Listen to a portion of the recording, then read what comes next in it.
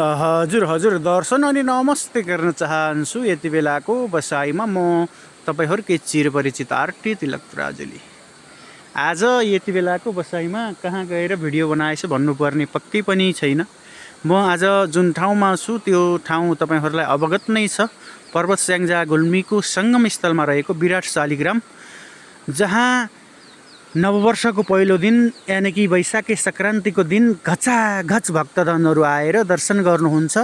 त्यो दर्शन गर्ने क्रममा चाहिँ केही किनमेल गर्लान् नि भनेर चाहिँ धेरै चाहिँ व्यापारीहरूले आएर आफ्नो ठाउँ अग्रिम बुकिङ गरिसक्नु भएको छ। देख्न सक्नुहुन्छ यी ढुङ्गाहरू राखेर यो ठाउँदेखि यो ठाउँ चाहिँ मेरो हो है भनेर अग्रिम बुकिङ गरेर गइसक्नु भएको छ।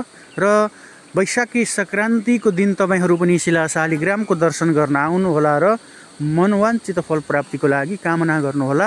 गण्डकी दर्शन गर्नुहोला, गण्डकी मैयाको दर्शन गर्नुहोला, शिला शालिग्राम भगवानको दर्शन गर्नुहोला र पुण्य लाभ लिनुहोला पनि भन्न चाहन्छु।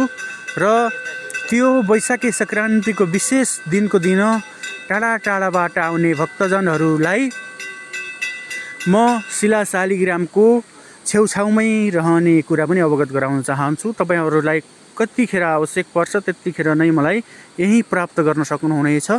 र सबैको दिन शुभ रहोस्, सबैलाई भगवान् शालिग्रामको निगाह रहिरहोस्, शालिग्राम भगवान्ले सद्बुद्धि प्रदान गरून् भन्दै आजको लागि भने यति नै। फेरि पर्सि बिहान शुभ आएर तपाईँहरूलाई दर्शन गराउनेछु भन्दै बिदा हुन चाहन्छु।